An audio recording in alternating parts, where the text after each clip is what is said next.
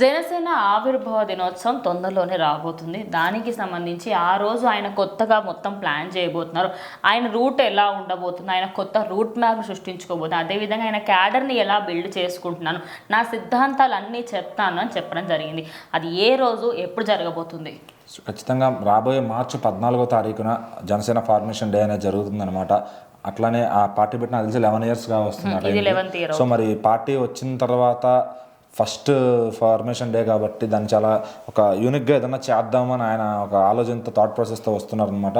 So దానికోసమే రంగం అయితే సిద్ధం చేసుకుంటున్నారు. ఇప్పటికే వచ్చిన 6 నెలల్లోనే మంచి స్పీడ్ చూసాం మనం. సో మరి ఇంకా ఆ రోజు ఇంకేమేమి పాయింట్స్ నోట్ చేసుకున్నారు, ఇంకేమేమి రాశారు, ఇంకెంత స్పీడ్గా వెళ్ళబోతున్నారని ఆ రోజు అయితే చెప్పబోతున్నారు అనమాట. సో ఖచ్చితంగా ఇప్పటికే ఆల్రెడీ వైసీపీలో నుంచి ఈయన చేస్తున్న స్పీడ్గా వికెట్లు డౌన్ అయిపోతున్నాయి అక్కడ. సో మరి ఈ రోజున అది ఆ మార్చి 14వ తారీఖు నుంచి ఆయన ఇంకెలాంటి డెసిషన్లు తీసుకోబోతున్నారు, అవి ఇంకెంత హార్ష్గా ఉంటాయి, ఇంకెంతమందిని డిస్ట్రాయ్ చేస్తాయి, అవతల పార్టీలో కనుమరుగు అయిపోతారా ఖచ్చితంగా ఆయన చేసే పనులకి. ఎందుకంటే ఆయన ఏం మంచి పని చేసినా అవతల వాడికి చెడ్డ పేరే వస్తుంది ఖచ్చితంగా. సో ఎందుకంటే ఎక్కడైతే సమస్య ఉందో దాన్ని అక్కడ స్పాట్లో సాల్వ్ చేయగలిగితే స్పాట్లో, లేదంటే అది చంద్రబాబు గారి ద్వారా తీసుకెళ్ళి ఆయనతో చేయించడమా పని అయితే కమిట్ అయిన దానికి 100% జస్టిస్ చేస్తున్నారు పవన్ కళ్యాణ్ గారు. సో మరి ఏ ప్రాబ్లం అయినా కూడా ఆయన సాల్వ్ చేస్తున్నాడు అంటే ఆ ఊర్లో ఖచ్చితంగా ఎవరైతే వైసీపీ పార్టీ వాళ్ళు అంతకుముందు అది చేయలేదో వాళ్ళు ఖచ్చితంగా అని ఉమ్మేసే పరిస్థితి వచ్చింది వాళ్ళ మీద. సో మరి వాళ్ళు ఎందుకు చేయలేదు, ఎందుకంటే వాళ్ళు ఎవరన్నా సేవ చేద్దామని పార్టీకి రాజకీయాల్లోకి వస్తారు, కానీ వాళ్ళు సేవ చేయకుండా సంపాదన వాళ్ళ స్వల్ప సంపాదన చూసుకుని వాళ్ళు వెళ్ళిపోయారు. మరి ఇప్పుడు ఏంటంటే పవన్ కళ్యాణ్ గారు అట్లా కాకుండా ఆయనకు సినిమాల్లో చూసుకున్న కోట్లు వస్తాయి, పోనీ ఇదే పార్టీలో కూర్చుని తింటానికైనా డబ్బులు వస్తాయి, కానీ వచ్చే ప్రతి ఫండింగ్ని కూడా వాళ్ళ పార్టీ వాళ్ళు కూడా దుర్వినియోగం చేయకుండా ప్రతిదీ రూపాయి వాడుకుంటూ అట్లా వెళ్తున్నారనమాట.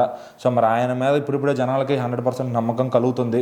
సో ఎందుకంటే సినిమా హీరో కదా, చేస్తాడో లేదో అని కొంత డౌట్ ఉండేది ఫస్ట్ 5 ఇయర్స్ కూడా.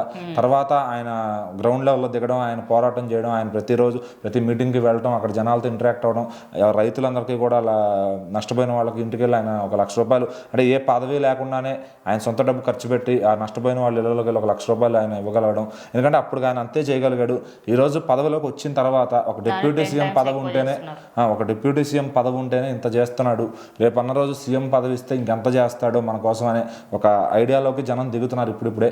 సో ఖచ్చితంగా ఆయన తీసుకున్న ప్రతి రూపాయికి కుదిరితే ఆయన చేతిలోదైనా సరే వేసి మరీ ఆయన హెల్ప్ చేస్తున్నారు. ఆ రోడ్లన్నీ కూడా 100% పూర్తిగా వచ్చినాయి. సో ఏపీలో ఏ విలేజ్ చూసినా కూడా మంచి రోడ్లు, ఈవెన్ మన జగన్ది ఏ ఊరు అది పులివెందులలో కూడా వాళ్ళ తాత వేయలేదు, వాళ్ళ నాన్న వేయలేదు, జగన్ వేయని రోడ్లు కూడా ఈరోజు పవన్ కళ్యాణ్ గారు వచ్చిన తర్వాత మంచి రోడ్లు పడినాయి అనమాట. అక్కడ వాళ్ళు కూడా ఆశ్చర్యపోతున్నారు, నిజంగా ఎన్నాళ్ళకి మనకు రోడ్డు వచ్చింది, సో ఈ ప్రభుత్వం చాలా బాగుంది కదా అనే ఫీల్ అక్కడ కూడా క్రియేట్ చేస్తున్నారు. సో మరి నాకు తెలిసి ఈసారి ఆయన చేస్తున్న ఇది చూస్తుంటే అటు జనసేన అక్కడ నిలబడితే ఖచ్చితంగా పులివెందుల్లో కూడా జగన్ గారు ఓడిపోయే అవకాశం తీసుకొచ్చేటట్టున్నారు ఖచ్చితంగా. సో మరి ఎలా చేయబోతున్నారో ఆయన కొత్త థాట్స్ ఏంటనేది మనం మార్చి 14వ తారీఖు నుంచి చూడొచ్చు.